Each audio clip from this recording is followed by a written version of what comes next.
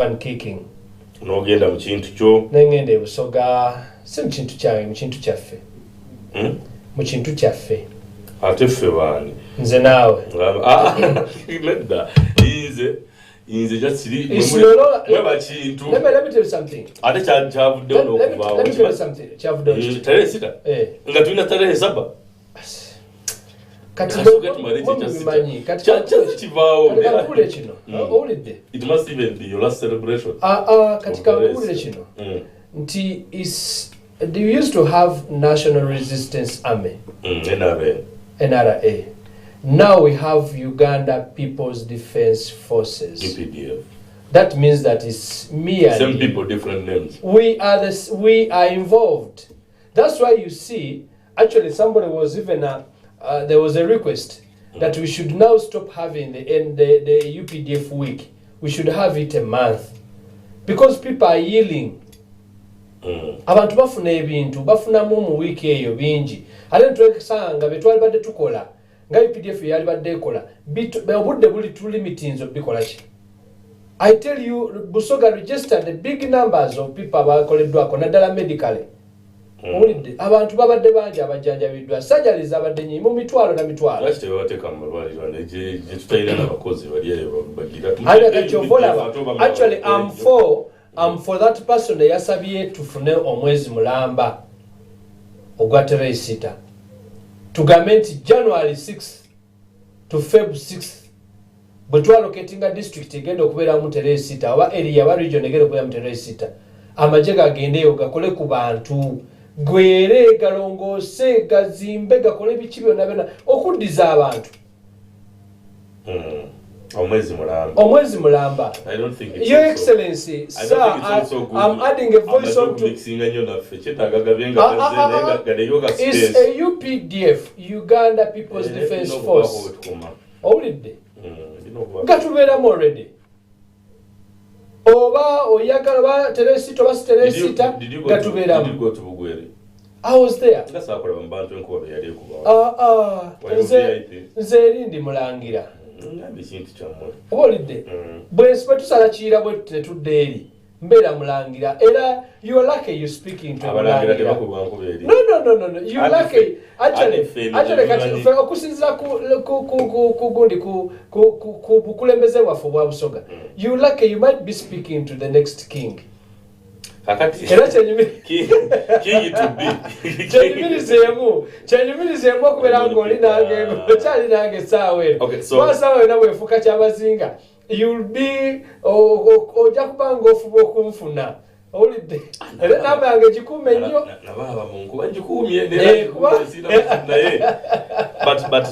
bayinza okufuuka ali kyabazinga nga okunfuna kizibu nnyo so bwe mbeera ne Busoga. And by the way, let me tell you one thing. The celebrations were in Busoga. The celebrations were in my district. So kati MP wa Katuntu. MP wa Katuntu. From where the functions were, it's just 5 kilometers to my home. Wangamba nti kati mbyokola byonna nteko kubanga ali Bugweri. Bugweri. Enkuba neera kituufu yabalaga level. Naye bakawajasa. Ejo gyemikisa. Kituufu. Because we also need the data. President Kagame abantu they should stop occupying wetlands. Among the things. Kakati kamakubulira kino. Abasirikale bo sympathizing nabo. They are trained to go through everything. Katika makubulira mumamu ine kizibu kati tugenda kulikrutinga abana ba police wa. Tulina kye tuyita introduction to training.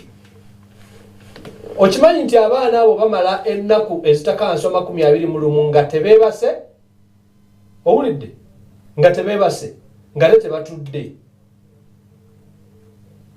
mumanyi training olowooza lwaki abantu badduka ku training goza lwaki abantu bagaa kuyingira amagye na poliisi abatagala gayingira mirimu gyabula tugamba nti asobola gayingira kuba waliwo n'Abaganda bali ab'omu Buganda bagamba nga amagye gabadugudugu gabaki kugamba nga tebagagala era that's why nze mbagamba buli kaseera bwe bagamba nti abaana baba Baganda tebabakuza obabuuza nti bayingira ddi oba kitegedde kubanga mu magye rank ejja according to the time jo spending nebyokoze maje oba kitegedde. That's when you are promoted.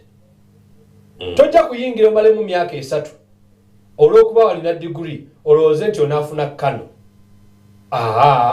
Kalona bwakuyamba n'oyingira nga cadet officer mu maje n'ova ku training olina kasita kamu owulidde obeera ku probation obeera cadet n'omalayo emyezi 6 oba omwaka gumu ye probation n'ofuna lieutenant.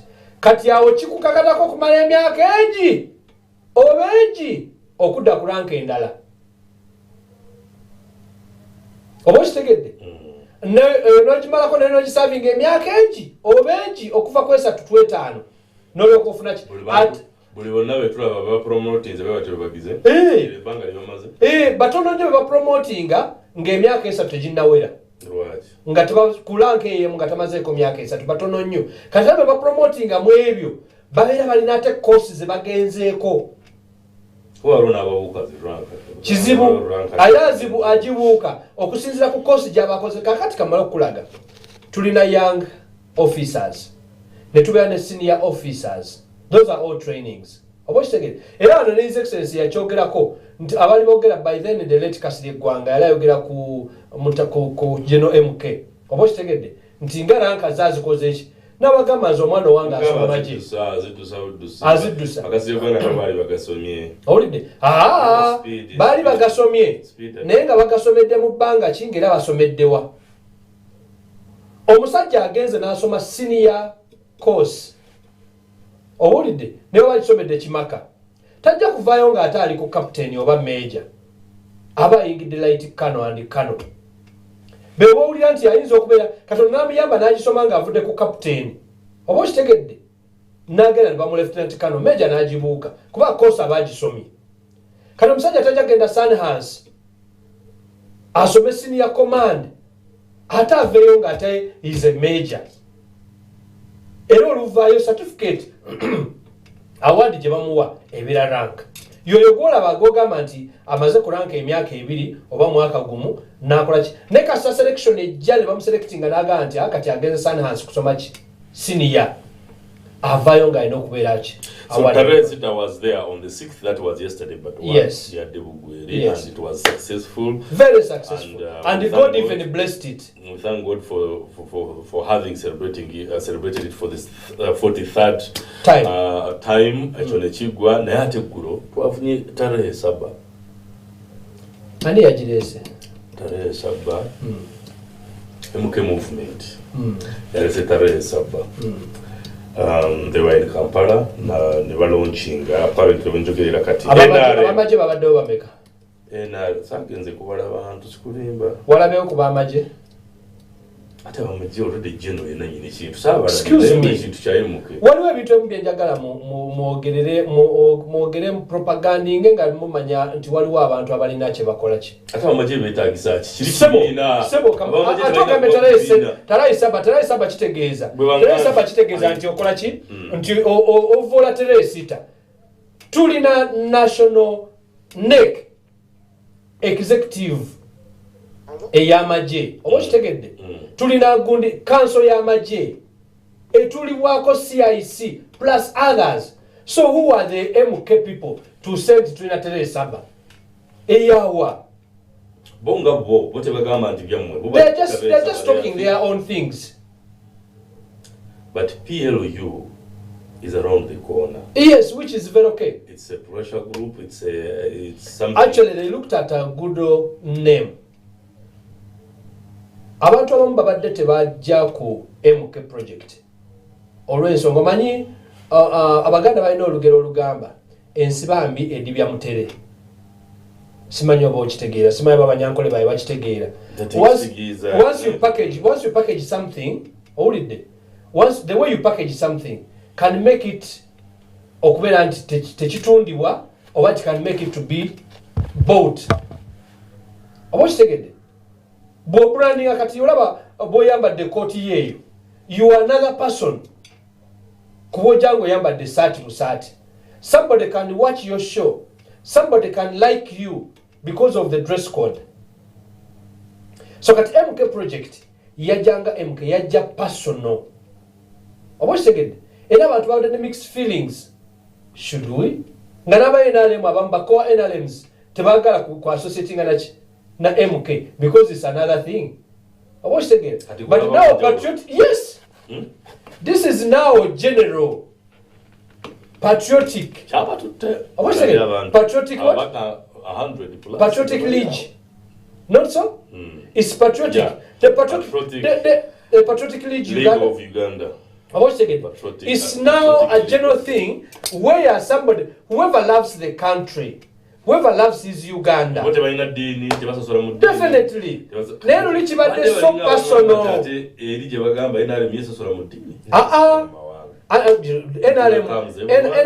NRM ng'ekibiina tosobola kugendayo ng'oliwa tosobola kubeera wa FDC n'obeera ate wa NRM era olaba kagabo laabwe afikitinga n'ebintu bye oba okitegedde honorable Kagabo.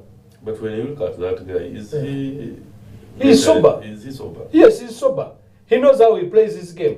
What kind of game is nakugamba mtise kugamba ano nti abantu bonna abali mu opposition side naddala ebibiina ebimu they are just opportunists. Banoonya wowe bakola ki? Abamu gamba nti Kagabo kale ye mwamugula nekigira tekitegeeza nti sente mekoshinako obujulizi nti NRM yamuwa sente. Now he doesn't even deserve any coin. Nedos abamugula. Now if you use the word that you think, you're right. That's his feelings. It's okay, Baba. Yabyogera mwembimanyize sabimanya zomanya amwandu person Anita Mongo bwamwa is an MP. Anita Mongo bwamwaza an individual kitegeeza mu NRM yebemwadde. You should differentiate. Edgar, no. Edgar, from Bukedea. To do Kagabo in Ruengo to do what? Edgar, Jagalanyo or differentiating ebintu bino. When you are here, you are GNTV. When you move out, you are Edgar. But still, when I'm here, Edgar of GNTV. Definitely. Now, kakati bwogaba ekintu buchokola kyonna people should not brand whatever you do. People should not brand whatever you do that it's the brand GNTV which is doing it. You know the brand ambassador of GNTV. Yes. Who is Anita Mongo in NRM? She's Uganda's number. She's a speaker. Excuse me. I want you to answer. I want you to answer questions direct the way they ask. She's Uganda's number 3. Who is Anita Mongo to NRM? She's a speaker. Speaker of Parliament. Now another question. Who is Anita Mongo to Parliament? The speaker. Then, as you've answered, he's a speaker. Answer the other question. Who is Anita Mongo to NRM? Who is Kagabo to you now? He's an MP. Before I come to where you now belong, because there's NRM, there is PLU. Where do you belong, by the way? You're asking me? Yes. Where do you belong? These people, and where over now,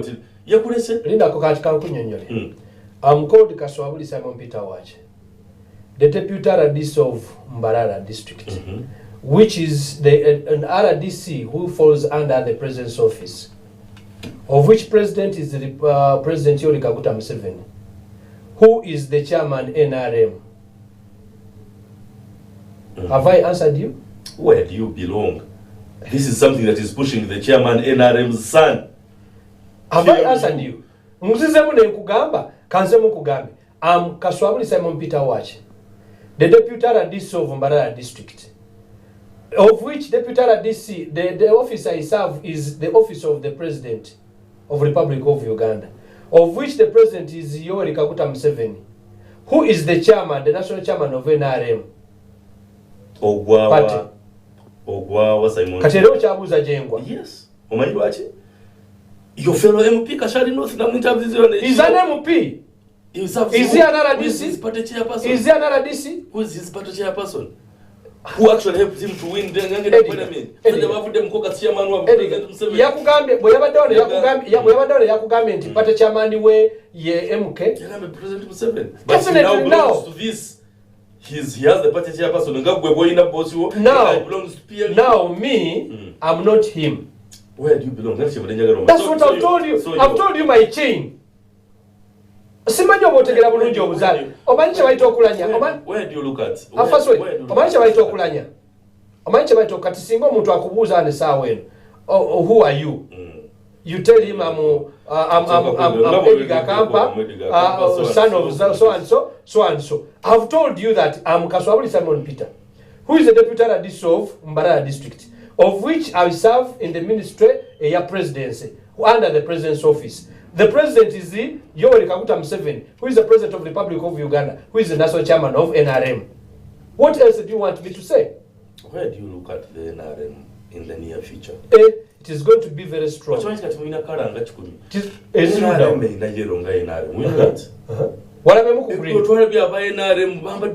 me. First wait. Wasanze ko mu flag ya NRM nga mulimu black.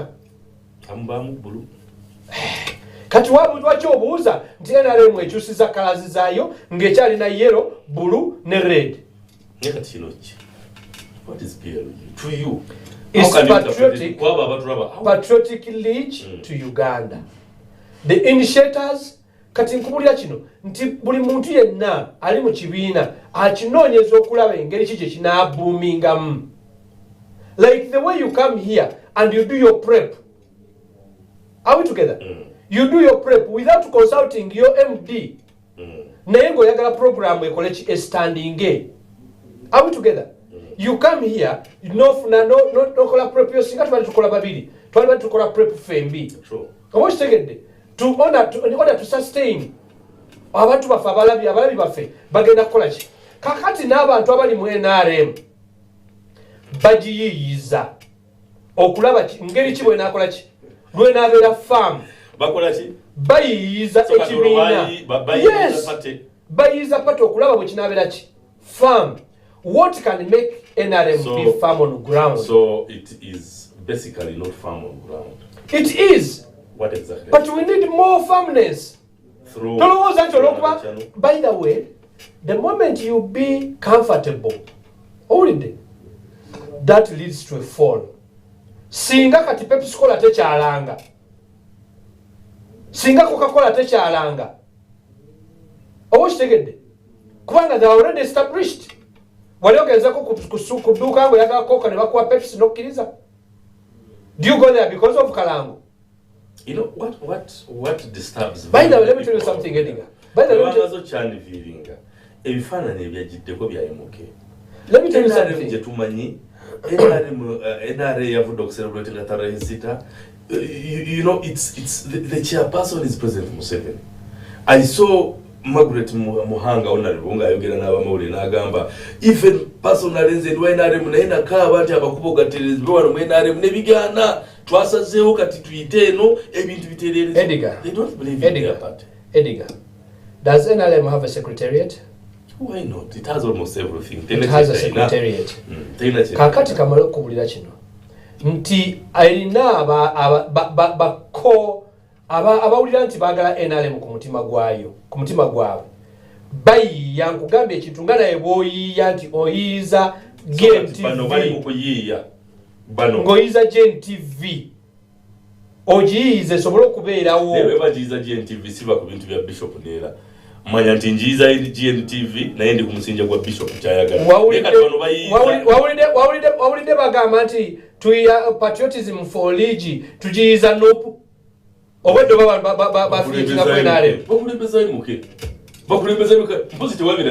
I think we are going to take a breather. When we return, Njagala Simon Peter Kaswabuli alabe when they were unveiling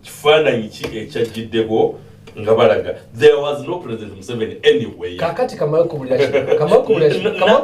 he wasn't anywhere. EDGAR. Show yo Njagala olina show je walanze wano George nalabe wano kubidde flyer. What are the Bishop? Ani yabaddeko. Ani yabaddeko. Yabadde yongo chikola ku TV yani. Ya Bishop. Show yangi ku TV ya Bishop. Kakati webale gawulideko nga bavume NRM. Bani. Aba MK. atachitago jivuma omuntu bagamba nti let us discuss as journalists. As journalists, first of all, we are not selective. First of all, we can accommodate everyone. First of all, the roads have not been worked on. Well, now we really believe kasita tugenda mwechino tibijja. How do you want them to work? Ediga of recent na kusharingira ka video kange. Ngambadde mba journalist oba mbadde journalism okuva actually it was 1998. Owulidde? You're talking to somebody who is experienced, who can articulate issues. So kati njagala nawo jenganzi. Nkugambi, there is a big brand. There is a big brand which is NRM. There are people who are thinking for NRM. Thinking beyond the chairman of NRM. They are not thinking beyond the chairman NRM. Because they are even looking at the successor before. Let me tell you something. Do you know why vision bearers hire people to do something for them? Yes, of course. Why not? Do you know why you are hired here? Yes. Do you know why? Yes. Why? To do my show, of course. To do your show. To think for the what? For the show. For the show. The company, but for the show. Which show? For the show, not to think for Bishop. For the show, not to wake up and say, you know what, this is part of GNTV, I'm doing something. If you try to do something, you are thinking for the show. You are thinking for the show. Already. You are thinking for the show. In order GNTV okufuna viewership. Okubeera okujisustaininga. Principles etagala. Tochusa buli kimu. Wawuliddeko katika nkubule kino. Wawuliddeko eddoboozi erive wa his excellency. Ate liveyo likyolwedde nga mulimu white. Yagwayagala akole kyomusajja naye abatundu yatabategeera. Wawuliddeko kati emuka atambudde emyaka kati ng'ebiri ng'atambula. Not so?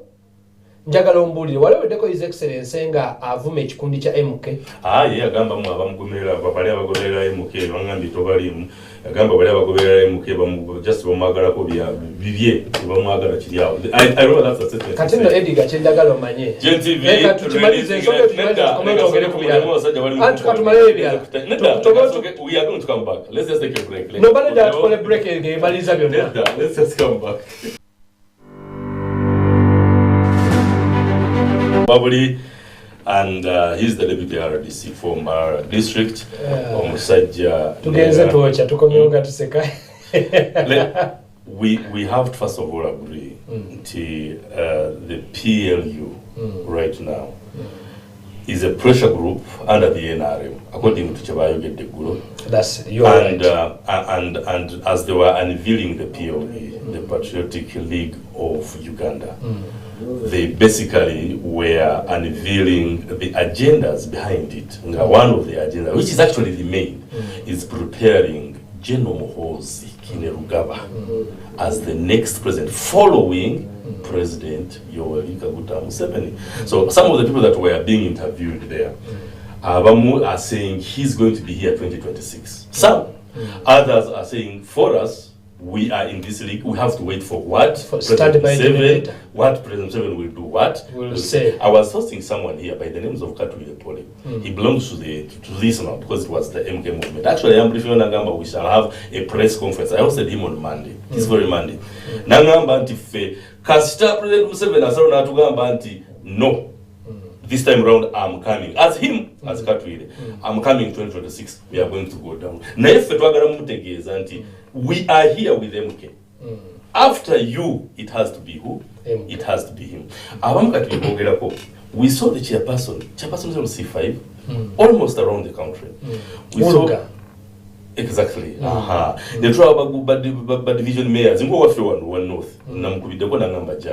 We saw members of parliament. Sibona, but members of parliament. We saw some ministers. We saw some big people, like the vice chairperson Eastern, Mike Mukura. They were there.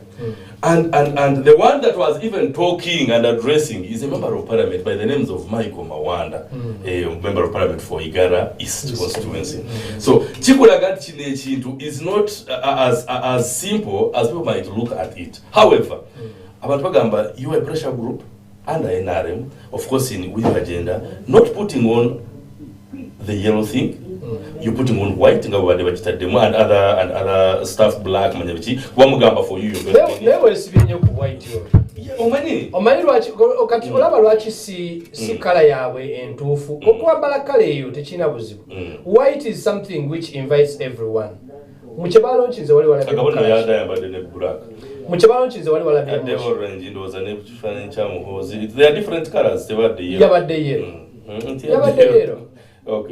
yabadde yero kakati ebintu byonna kyenjagala okutegeeza muganda wange nti nga bwe nkugambye bwe tubadde twogera wali eri mu session esoose nti nga bwokera ku makya ne bakuwa omulimu wano owulidde ne bakugamba you have this show the hotspot n'otandika okunoonya Simon Peter wakyo okubeera nga ogire show yo ng'ogikola ki bakikola ki ogispicinga oba okitegedde you spice it okugiteekawo abantu basobole okukola ki okubeera nga balaba TV ebigendererwa ebirubirwa byamukola ki byeyakuwa omulimu bikole ki bibeerewo kati kyenjala okugamba nti ku first hosting nze gye wampita toyinza kubeera nga waconsultinga bishop. I don't even consult him. You don't even consult him. Definitely. Kakati njagala kati twogera ku show yo twogera ku government twogera ku his excellency ne PLU nga bwekola ki.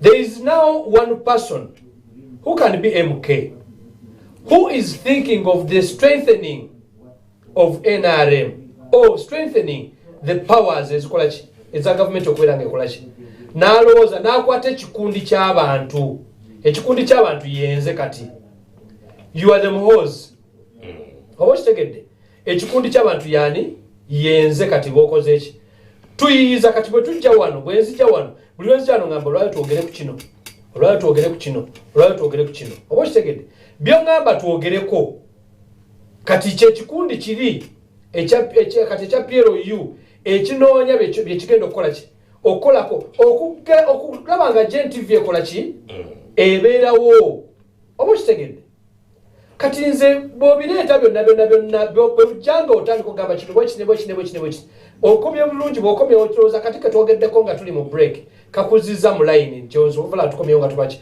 n'ogamba is a pressure group under NRM. Nenga of course abamu tebagana julira someone like General Kayinde sawa zino nawulira ebyo abaye. Yes, they are those ones katika makuru ya kino banji just wasting time yabagubale mu consequence n'agamba temujja. Excuse me banji nenda luli packaging eri yali ndala. You think now they can go back? You have era kyovola kati walabye abantu bano bawalabe mukulali omulabeko mu MK before Mike Mukula.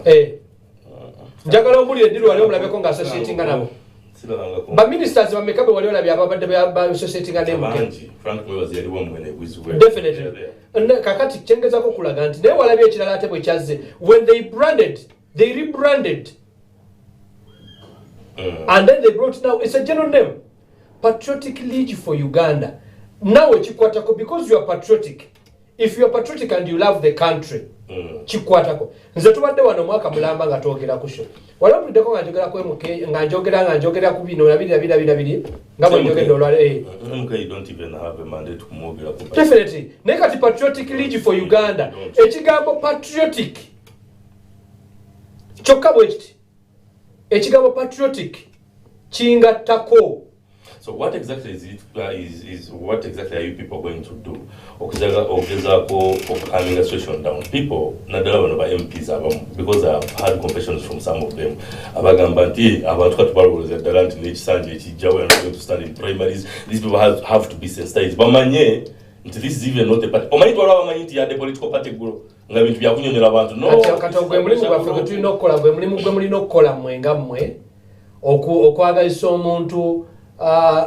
Nupu aba nupu webabeera nekiri ekiraki people power oba kitegedde at times by the way let me tell you something slogans za gundi za pressure group zibuminga nnyo okusinga ki ekibiina ojjukira ennyondo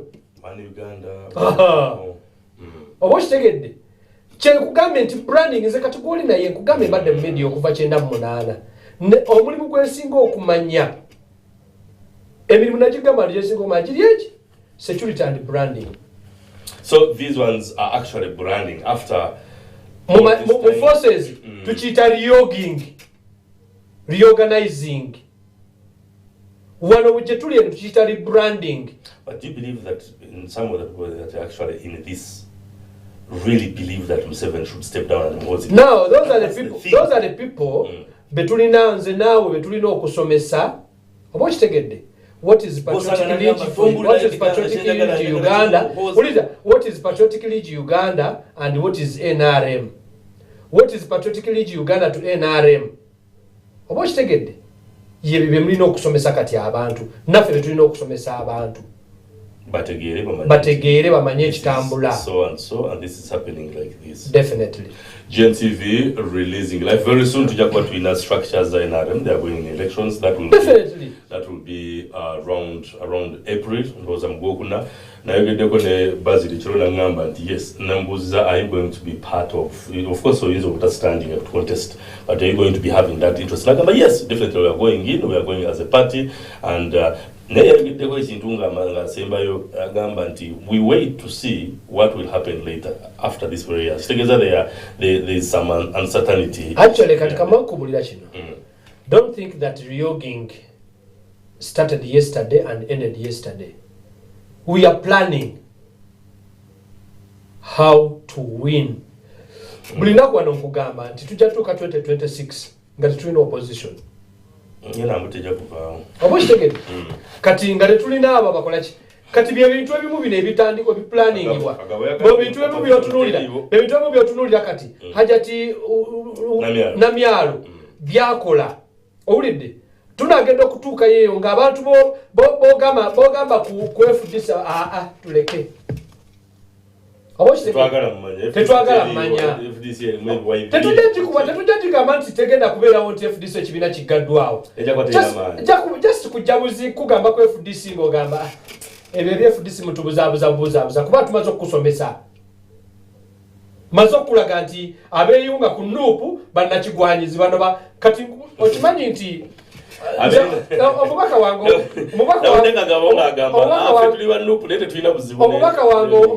ow'emukono omukyala Namboze yafuna kadi ya nuupu munaku ngezi ku nomination kati oyinza okuga nti alina omutima gw'ekibiina oyinza okumbulira nti alina omutima gw'ekibiina eyajabibwako ennaku 3 to nominations enuupu naye nayo yali mpya yali ebaddewo okumala ebbanga naye omuntu okubeera nti Edgar Namboze yafuna ennaku mmeka ennaku 3 gagenda mu nomination it was a short time not 3 days kakati oyinza okugamba nti katugeze kati oze wano bishop ali wano ayita abalokoka obulokole bulina okutwala okugenda okulinnya ennyonyi nojjanga visa batwala obutabo olwalero ku embassy n'ogamba ndokose daddawo n'abeera nekundi n'omutima gw'okula obulokole ebyobufuzi birina enjawulo one thing you don't know amadiini abyobufuzi gundi yonna nga bw'ogiraba nga bw'etambula mu madiini genda otunulire ku bakatuliki. The Catholics. Catholic churches see a real government. And that's why it's organized. Definitely, if they say we are going like this, it's the way religions zitambula. I wish all governments were copying the religions in Gabo zitambula. Tambula bulungi. Balina, there are things. Genda mbakristayo, genda mbasiramu. Naffe wano. Genda mbalokole. Waliwo ababuzaabuza kati, waliwo ababuzaabuza. Waliwo amalindirizi. Abazaabuza bali eri siffe. Waliwo amalindirizi. Amalindirizi gali awo nago gatunulira omusango olwaleero yakoze kyaki n'agikubira ennyo. N'ogenda okujja bw'ati nti kati badengera kwogera ekigambo polisi eri mu reinforcement abantu banje abo mulimu balala mbweni polisi neyenda abaana banyu okuyingira polisi tinkwenda abaana banyu babaaha tebalina emirimu tebalina ekyokukola waabo omwana osomesiza omwana yaba alina senior 4 iza office ya RDC tubahereze recommendation letter on the day of record, by the way, they are ending on 18th.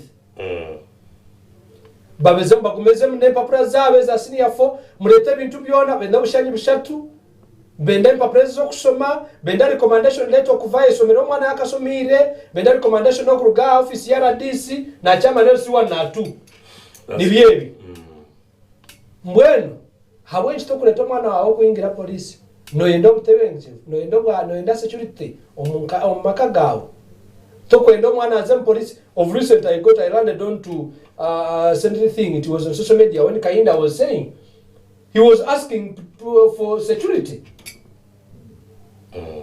That's true. Holiday. He's the Minister of Internal Affairs. Now he's recruiting 25,000 people, about 2,500. I'm not clear about the figures. It's about 200 and 2,500. It's about 2,500. I have it here. Only it can be far.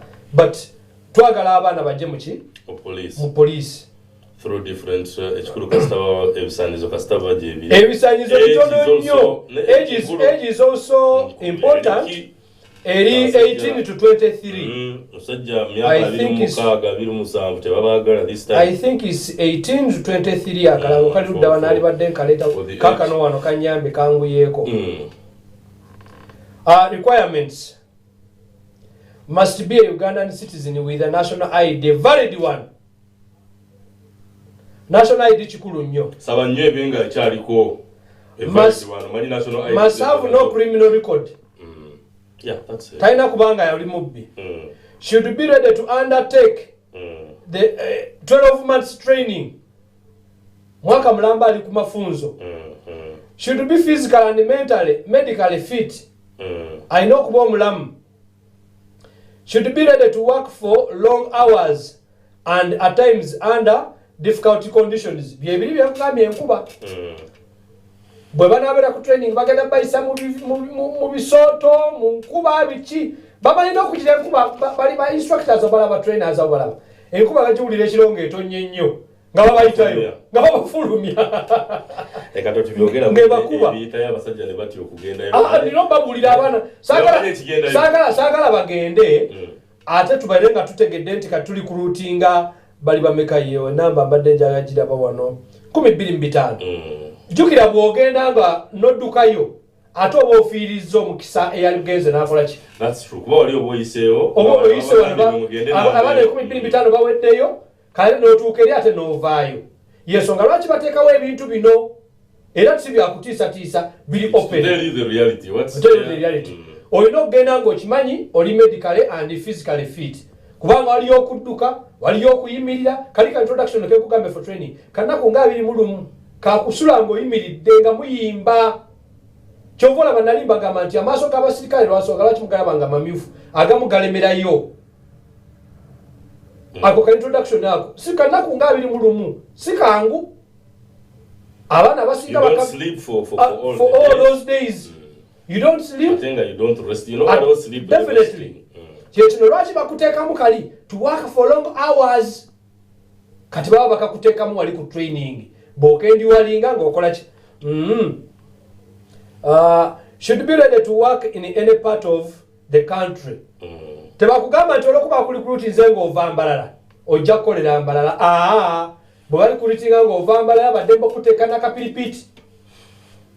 So as long as oli muki boli mu Uganda ate waliwo ne services naye zikwetagisa outside Uganda obalaba bali Somalia. That's true. Should you possess good communication skills olina okubanga toli muyombi. Discipline is paramount. Era bebe byonna babikuteekamu bw'otuuka ku training omusajja ayinza okujja gyakujje nagalekerawo okulya emmere nga just sawa za kulya naye najja mu budde bw'okweraga va ku mmere eyo akunoonya alabe onaayomba kubanga mutu ayagala kulaba tempayo bw'onaabeera mu beekalakaasi bwe banakuba ejjinja onaakuba essasi oba okitegedde awali okuba essasi n'otalikuba muntu n'olikuba tuthreat okudispatchinga abakola oba okitegedde okudispatchinga abakulumbi ne waliwo n'odikuba omuntu kyebaba timing. Nazi kuno sometime back people used to be in the village aga gwenja kuyingirira amajje ngene komewo kukube. That's not what we want.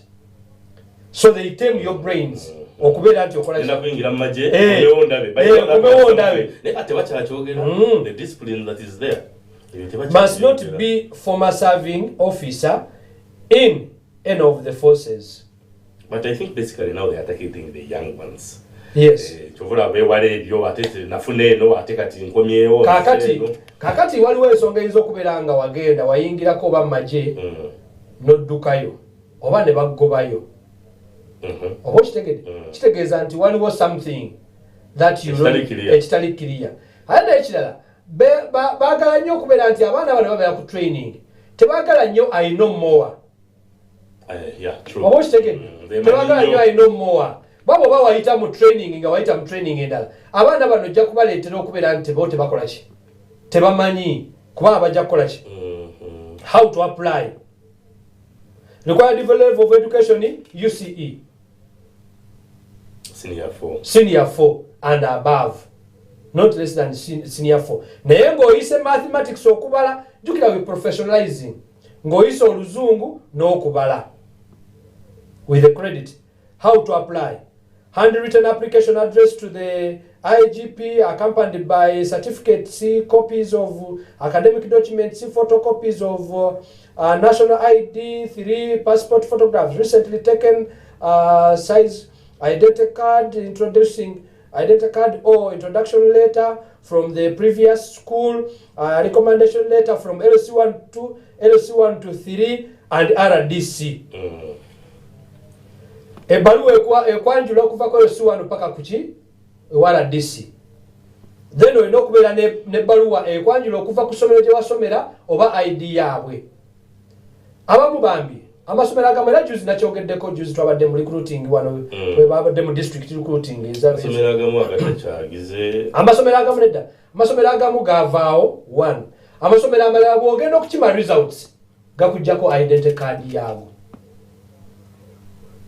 oba kitegedde amasomero agasinga bw'ogenda okukima results slip y'obufuna bakujjako identity card yaago ate akatyo batokyali muyizi waabwe.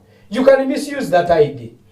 But olaba ebako expired date ebako expired date lete kitegeeza bwaba bakunoonya kati kankubule kino bwe mbadde mbeera ne security tip bw'obeera nga obbye wano n'osulawo ID eyo kitegeeza first mu investigations gye bagenda ku GNTV newakubadde eri expired bakunoonyezako ku GNTV kati oba wadde GNTV obuzibu ate naye okutandika okukunoonya oba kitegedde yadde wagenda naye oba wadde obuzibu okutandika okukola ki okunoonya oba okubajja ku miramwa gwabwe bali ku birala tebatandikaga omusajja oyo yakolako wano yavaawo mu 225 oba kitegedde oba wadde obuzibu so kati bwe bakujjako identity card yaabwe kyova olaba era ne institutions ezimu card bwe expiringa you have to return it.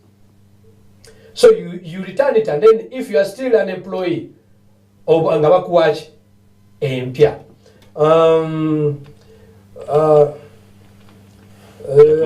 tumaliriza njagala kumaliza na kino ebbaluwa ze bwemala okuwandiika applications ezo temuzitwala wa IGP Kampala zitwale ku poliisi erina DPC poliisi wowulira nti waliwo ki DPC oziteekeyo balina department eya HR kubanga bw'obeera nga oli Lubindi togitwala Lubindi tambulo gye bwizibwera kuba DPC waali awo kuba ojagirekera osi we Lubindi abeera biteeke buteesaawo osi bona abimu atajja kukola ki akati bino byolina okumanya impersonation of presentation of forgery impersonations or presentation of forgery abaleeta ebipapula ebiri forged mwe babana bakwatako komera applicants who conceals or provide false information abalimba komera appointment into Uganda Police Force shall be after completing of 12 months basic training. Gwe bw'onaa training yokka emyezi 5 n'oddukayo n'olowooza nti oli wa poliisi nedda olina kumalako myezi 12 kale ne basembyayo female candidate are encouraged to apply. temugamba ntate kyabalenzi tulina abapoliisi abakyala batono nnyo kituletedde n'okubeera nti kati ogenda okukwata omukyala aweerako omukyala omu n'abasajja bana ate nga si kirungi bayiro omukyala bw'aba ogenda okukwata omukyala akwatibwa bakyala olw'ensonga manpower tuteekako omukyala nedda tekisoboka atisa abakyala babeera kaaba kakati omubwe gwe bagenza okukwata bwaresistinga n'abeera w'amaanyi ne balyoka bafuna reinforcement ku basajja abaliwo kakati abaana ab'obuwala muyingire poliisi musobole okubeera nga nammwe mufuna ki womanismanji bitatyo proving it but they are there and they are doing good work. GNTV releasing live EDGAR AKAMPA Simon Peter Kaswabuli sibula kwa tumalirize because of time. Nkama Katonda w'ekisa ekingi nsooka kwebaza olw'essaawa eno gye tumaze wano nga tuwogera eri eggwanga kusaba ogaidinga abantu abo balondobe basonsule mu bye twogedde si byonna babitwale basunsulemu obagaidingi baye mwoyo w'amagezi okutegeera basunsule mu bye twogedde bajjemu ebyo byokka ebituufu baleme kulanda n'ebyo omanyi twogedde wano ebigambo bingi naye oli ayinza okulondamu akantu aka n'atambulira kwako n'aleka ebirungi byonna bye twogedde n'atambulira kwako kusaba Mukama Katonda bagaidinge balondemu ebirungi byabatambuza ebibi babireke kubanga naffe tetuli batuukirivu si ffe tutuukiridde nze sinza amanyi President Museveni byalowooza naye nzija nenjogera ebyo byendowooza nti President Museveni byebikola ki byebitambula kati oli bw'aba ayagala nnyo President Museveni n'alaba nga kye nayogedde President Museveni kikyamu ajjemu ebirungi byenjogedde ebibi abikole ki abireke mbaagaliza be munjagaliza Mukama abampeera omukisa till next Thursday nga tuteesa tukulana okugaidinga eggwanga Mukama abampeera omukisa olwalonga Simon Peter Kaswabuli mwebale ba GNTV ne EDGAR AKAMPA kwe twagenda tutyo programs gendo mishwana GNTV otakarugaho Mukama kulinde